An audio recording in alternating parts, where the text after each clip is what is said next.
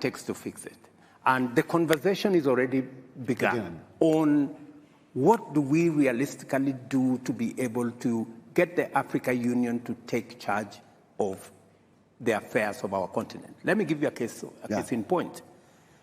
We decided, for example, that we are going to assemble our market using the Africa Continental Free Trade Area market that's good ecosystem. Yeah.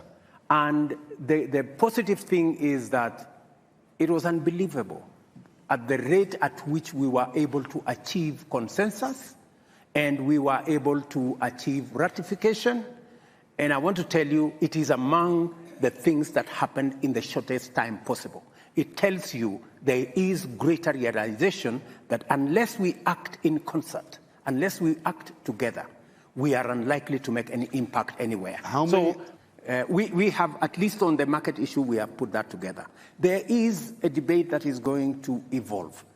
Like, for example, we have also decided that it will not going to be business as usual. We have these meetings, Africa-US meeting, Africa-Europe, Africa-Turkey, Africa... India. Now we are waiting for, there is another one, Africa-Russia. And Africa-Japan. And Africa-Japan. We have made the decision that it is not intelligent for 54 of us to go and sit before one gentleman from another place. And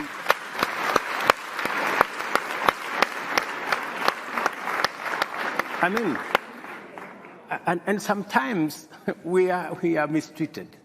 Yeah. You know, we are loaded into buses like school kids. You know, and it's not right. Well, you are summoned. You know, it's not right.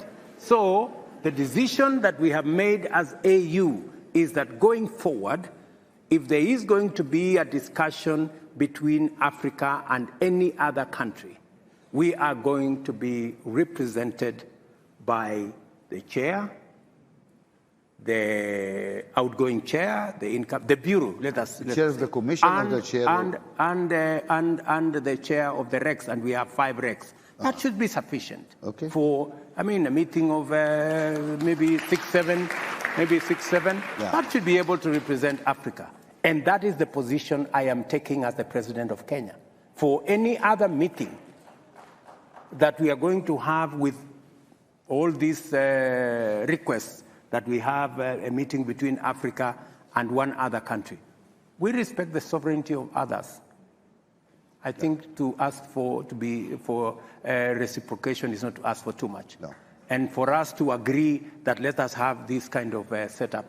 The only, because I had a conversation with President Kagame, and he actually led that particular position.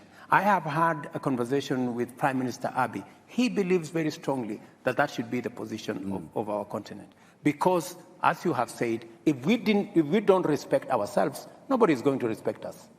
And we should be able to take that kind of decision. Yeah. And part of that respecting ourselves is when we say African problems, African solutions, we must be serious about the solutions. It cannot be rhetoric. It cannot be talk. It must be accompanied by what realistically and practically we are doing. And with our capacity, yeah. No, this is wonderful, but just one question. Why are you having this discussion in closed rooms? Why don't you bring civil society, all those people in this discussion? Because we can also put pressure on our leaders or whatever to behave in a better way. African people need to tell their presidents, we care about Africa. That should be a priority. Unless we act really together, it doesn't work. And in the reform agenda of the African Union, if you and your colleagues are proceeding that way, there need to be really a serious discussion about the structures and how Africa is. One problem is African countries refuse to cede any sovereignty to the African Union. So African Union cannot sign a trade agreement in behalf of Africa. Then the African Union go and meet the European Union.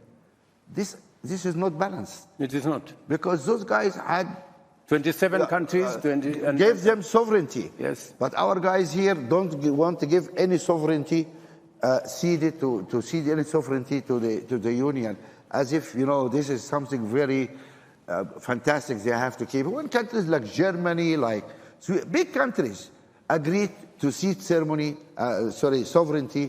to the collective body because they are smart.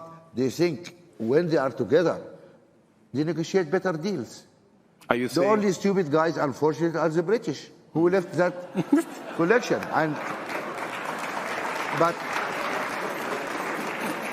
look, I'm free to say that because I'm also a British citizen, and so I have my views about what happened in Britain. I know we have British. The Jane is there, the High Commissioner, and the Archbishop. And I have the minister here also. But do you agree with me it was a mistake to leave the European Union? You agree? You're going to lose your job, I think. Anyway, BBC is not here, don't worry. Nobody watch Kenya TV, so don't worry. Anyway, so no, it's not a joke. I mean, it is truth. I mean, it is a mistake. Together, we're stronger.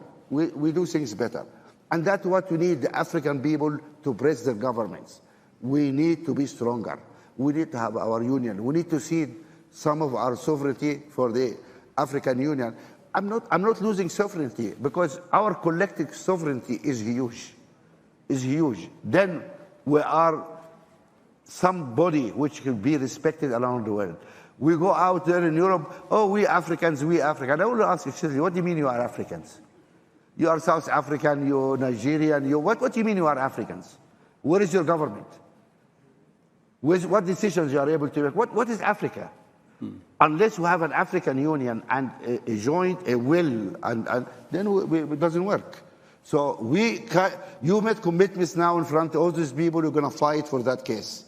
Is that correct? You have my commitment, and not just me, by the way. I think a critical mass of African readers is building on how we should act together.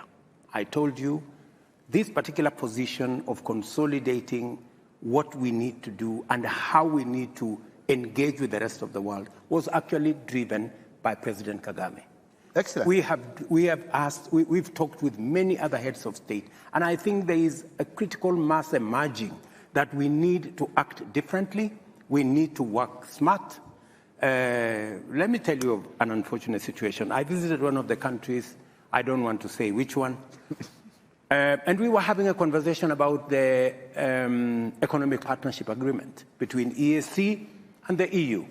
Yeah. The EU, 27 countries, 520 million people have agreed on what we need to do. EAC, we are sizable, 170 million people. Then one country, and I don't want to say which one, refused to sign. So he said, no, we need to teach these people some lesson. So I'm listening. Your country has 11 million people. What are you going now to we teach? know the country.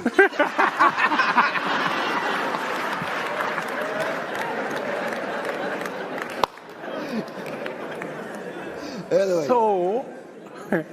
So what are you going to teach 520 million people who are supposed to serve as your market? Really? So sometimes we undermine our own case because of not acting properly. So I want to promise you that it is our challenge. The realization alone that we have a problem is halfway the solution from where I sit. So we know that we have to change stuff. We know that we have to act in a manner that makes sure that we secure our interests, because the whole discussion, the whole discourse is about interests. What is our interest? How do we protect our interests? Because everybody protects theirs. Yeah. So this is awakening, and I think the engagement of Africa with the rest of the globe is going to change. That is why, for example, we are having the Climate Action Summit, because we want to go to the UN. We want to come to the UN General Assembly. We want to go to COP28 with an African consolidated position, speaking with one voice, the whole lot of us, so that people can know we know what we want and we will not back down. This is wonderful. If any value to this discussion is, I think we reached some interesting commitment from the president here. No, it's useful, the commitment made by the president. My only suggestion is that mobilize the people, have trust in the people, because the pressure from the people can help produce. Get the civil society into your summit. Get them to press their governments to really to move behind you in this agenda, because that has to happen. And until you get the people behind you, everybody will drag their feet. And that's the history of Africa. I agree with you 100% that we need to mobilize the people to be with us, to share the vision with us, to agree with us on the paradigm shift in what we need to do. I agree with you, the civil society have a big role to play, because they can do sometimes what governments cannot do. And even in Kenya, we have a robust civil society. They have made a huge contribution to who we are today. Sometimes as governments we agree with them, sometimes we don't agree with them, but that is the nature of life. All I ask of our good friends in the civil society space, including you, Mo, is always to look out for the interests of the people of our continent.